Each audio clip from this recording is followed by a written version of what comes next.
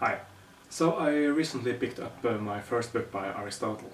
It's his work on the art of public speaking, and it's called Rhetoric.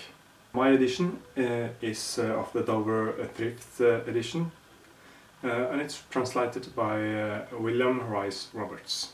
It's not a very thick book. Mine is 158 pages, but to be fair, it's not the simplest of books to read either.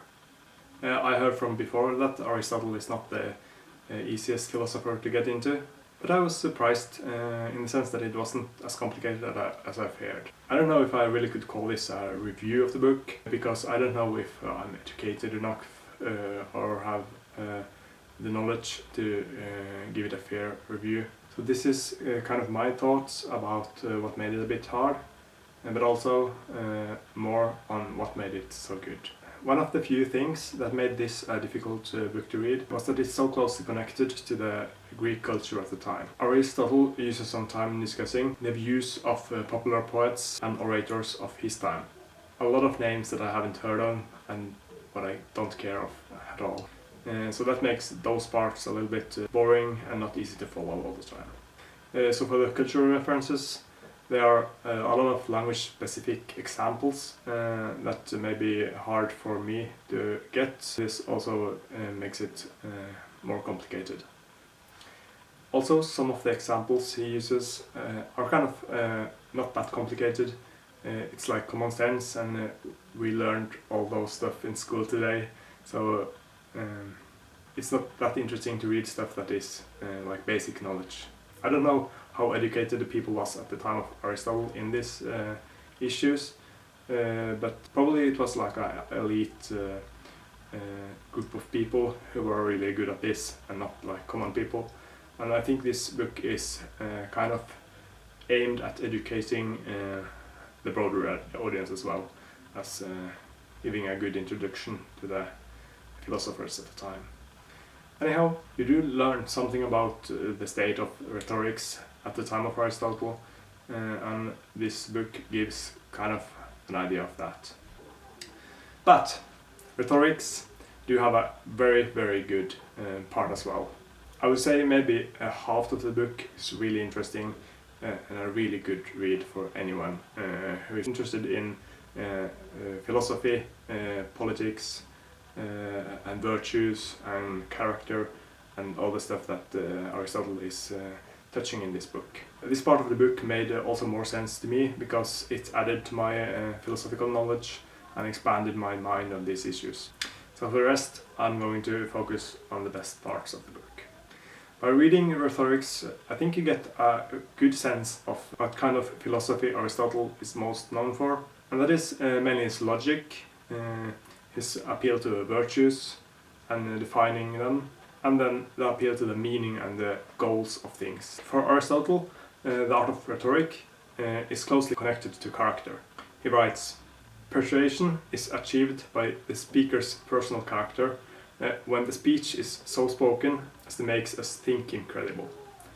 He also then goes to define that effective persuasion as three means that he then uses a lot of time to explain and justify. These three are, and I quote, 1. To reason logically. 2. To understand human character and goodness in their various forms. And 3. To understand the emotions. That is, to name them and describe them, to know their causes, and the way in which they are excited. This is what he goes in detail about in the first part of Rhetoric. And in this way also he then connects it to the art of public speaking and how you speak to an audience and to a judge or in discussing a topic with a fellow philosopher. For him it's important to make it easier for the listener to understand the argument and chain of reasoning. As an example of this, he makes some really good connection of what is pleasure and then the connection of pleasure to goodness. He writes, and I quote, "Pleasure, again, must be a good thing, since it's the nature of all animals to aim at it. As for humans, because he defines humans as the rational animal. So it's also good for a human to aim at pleasure." And in the case of the term good, he says, "What is desirable for its own sake, and not for the sake of something else, to that which all things aim, to that they would choose if they could acquire understanding and practical wisdom, and to that which tends to produce or preserve such goods, or is always accompanied by them. So basically, if I want this book, then it's probably good. He also remarks that what can be got, it's better than what cannot. It is good in a given case, and the other thing is not. So to use examples of good from something that actually is achievable, instead of using an absurd example. There's also this quote I really loved in this part of the book, and it's, what a man wants to be is better what a man wants to seem. Moreover, he goes on to define and discuss a list of virtues like justice, courage, gentleness, and prudence, and wisdom, and more. My impression is that he writes more of these in other books, like for instance wisdom. I think it has a bigger place in his book Nicomachean Ethics. Let me give you some other great quotes from this book. It is the mark of a free man not to live at another's beck and call. And we do things voluntarily when we do them consciously and without constraint. And confidence is the opposite of fear, and what causes it is the opposite of what causes fear. I also found the chapter of shame to be one of the better descriptions of the feelings he includes.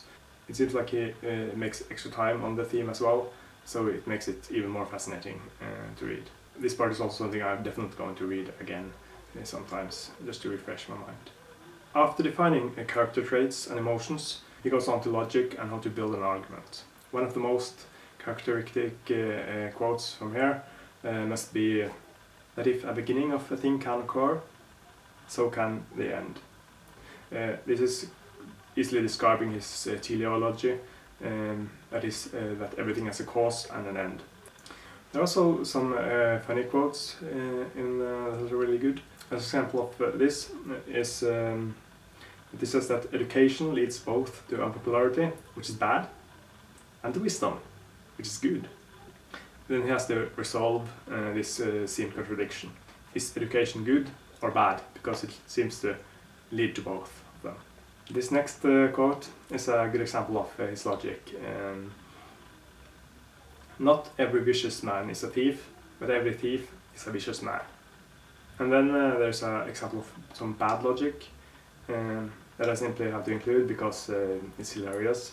He writes, they assume that because of B happens after A, it happens because of A. And then he adds, politicians are especially fond of making this line.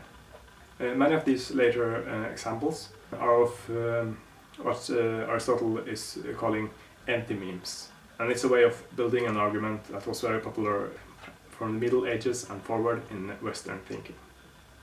Thomas Aquinas was one of the philosophers that reintroduced Aristotle, and he makes a use of a lot of this kind of logic that Aristotle is like making the foundations of. So if you read Aristotle first, then you understand a lot of why Aquinas is building his arguments.